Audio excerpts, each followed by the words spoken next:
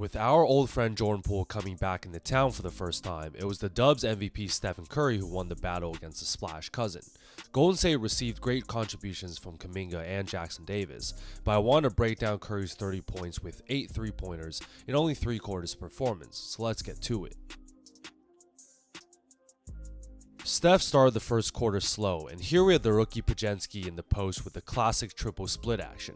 The split action is extremely effective against defenses that do not switch off ball, so when Curry sets the first pick for Clay, Washington miscommunicates here as Tyus Jones calls for the switch. The second he realized he does not get it, it was too late, as Steph reads the second Looney screen to get open off ball. Wide open catch and shoot triple. The Wizards are one of, if not the worst defensive team in the league, and here's why.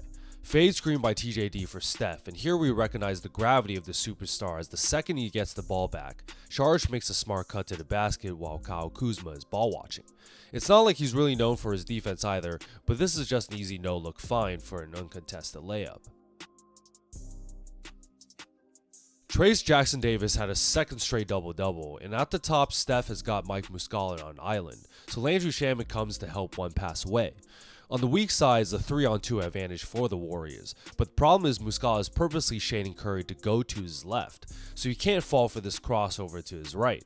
Once Steph gets dribble penetration, it is left to rotations, and as Kispert rotates over as the weak side low man, Coulibaly technically should be handling the 2 baseline Warriors, but Jackson-Davis has shown his ability to be a lob threat. That's a sweet pass from Steph for the alley-oop. Here on the weak side, we got an initial pin down by Steph, but as Clay curls, you can see Jones call for another off-ball switch. This time the Wizards actually communicate, but as Curry reacts and flies off of TJD's second pin down, he can feel the defender trailing, so he proceeds to curl. I'm going to call out again Trayce Jackson-Davis' second straight huge performance here, and even on an empty side 2-on-1 advantage, Daniel Gafford is not willing to fully commit to the ball as the rookie has become a lob threat. Steph exploits this by going for a floater. With Golden State only up 2 at the half, Steph started the third quarter with a barrage of 3-pointers. Keep an eye out on Tyus Jones here again as he just loses track of the one guy you cannot lose track of. Terrible position to start off so low, and the high IQ by Pajensky to recognize this and call for the ball to swing and for him to set kind of a brush screen. Credit Kuminga too for a solid game and not letting the ball stick, as Steph floats up higher on the wing for an open catch and shoot 3. Golden State's read and react offense is so tough on really shitty defenses.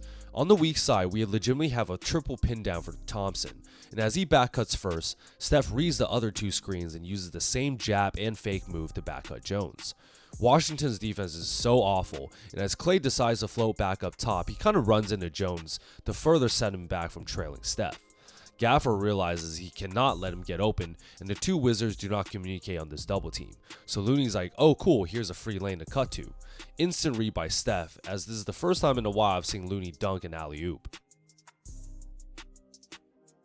Jordan Poole had a solid game numbers wise, but as always he was extremely inefficient and some of his shot selection was questionable at best. Here Pajensky sets a high pick to get JP in the action, and we're all familiar with his inability to play defense, so I'm actually surprised I did not see more mismatch hunting last night. As Poole baits Steph to go to his left, towards help in Gafford, Curry tricks him with a behind-the-back dribble that immediately leads to using Looney's screen, catching his defender and Gafford on the wrong side of the pick. Gafford still does not recognize that his drop position is the worst thing you can do, so Steph easily pulls up from downtown. There you guys have it, a quick breakdown of the easiest win of the season so far for Golden State. They really need this as they welcome back an old friend and brother in Jordan Poole, who had himself a very classic JP game. Something about it got me feeling Steph wanted to remind him and Washington who the real Splash Brother was, as Curry poured in an efficient night with 8 bombs from deep in just 3 quarters. They're on a back-to-back, so I hope the Dubs get their rest and keep these wins up. If you guys like this breakdown, like and subscribe to see more.